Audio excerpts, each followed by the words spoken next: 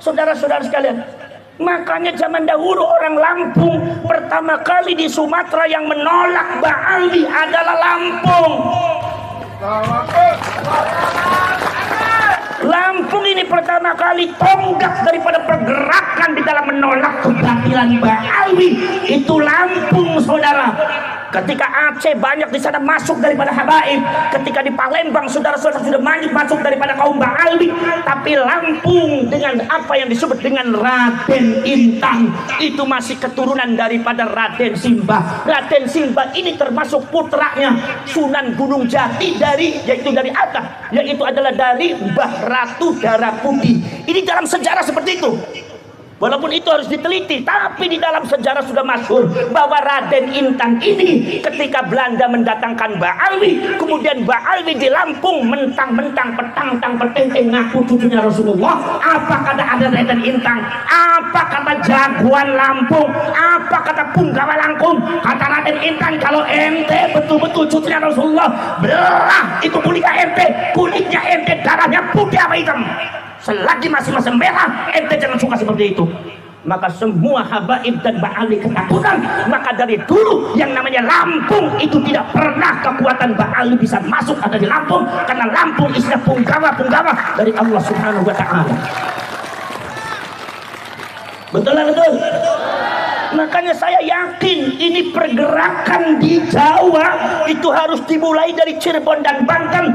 Pergerakan di Sumatera harus dimulai dari Lampung. Ada pernyataan menarik yang disampaikan oleh Syarif Abbas, yakni bahwasanya Raden Inten II pernah menolak keberadaan Ba'alawi. Ini menarik pernyataannya. Siapa itu Raden Inten II? Raden Inten II atau kita lebih populer menyebutnya Raden Intan adalah pahlawan nasional asal Lampung. Beliau gigih berjuang mengusir penjajah Belanda. Ketika itu dikatakan oleh Syarif Abbas ada oknum Ba'alawi yang diduga memang dibawa oleh penjajah Belanda, sebagaimana penjajah Belanda memperalat Habib Utsman bin Yahya untuk menjadi mufti Batavia guna melegitimasi setiap kebijakan penjajah Belanda di negara jajahannya yang disebut dengan Hindia Belanda. Nah, oknum-oknum Ba'alawi ini mendatangi Raden Inten lalu kemudian mengaku-ngaku sebagai cucu Rasulullah Sallallahu Alaihi Wasallam, sebagai zuriat Nabi. Apa kata Raden Inten II? Kalau memang kalian adalah cucu Rasulullah, coba tebas tangan kalian. Saya ingin lihat apakah darah kalian hitam atau putih. Jika darah kalian masih merah, maka tak perlu membangga-banggakan sebagai keturunan Rasulullah Sallallahu Alaihi Wasallam. Ketika itu oknum Ba'alawi tidak berani masuk ke kawasan provinsi Lampung. Raden Intan II telah memberikan pembelajaran untuk kita semua bahwasanya membangga-banggakan nasab itu sesuatu yang tidak perlu. Apalagi membuat klaim-klaim nasab. Yang mengklaim itu sendiri tidak mampu membuktikannya. Apakah benar dia keturunan Rasulullah Sallallahu Alaihi Wasallam atau cuman mengaku-ngaku saja? Karena Nabi sudah memberikan warning kepada kita semua, yaz'umu annahu minni walaysa minni. Ia mengaku-ngaku sebagai keturunanku, kata Nabi, mengaku-ngaku sebagai zuriatku, walaysa minni, padahal dia bukan keturunanku.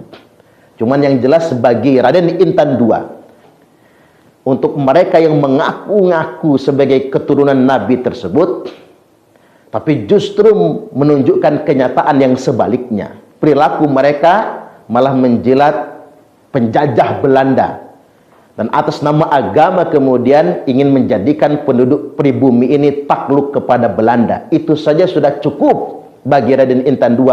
Mereka bukan keturunan Nabi, tapi mereka semua pengkhianat yang mengatasnamakan bahwasanya mereka adalah keturunan Rasulullah Sallallahu Alaihi Wasallam. Kita semua mesti tahu, bangsa Indonesia termasuk khususnya masyarakat Provinsi Lampung, bahwasanya Raden Intan II adalah pahlawan nasional asal Lampung, yang beliau bukan orang sembarangan. Selain sebagai seorang pejuang yang mengusir penjajah Belanda, beliau merupakan masih keturunan Sunan Gunung Jati.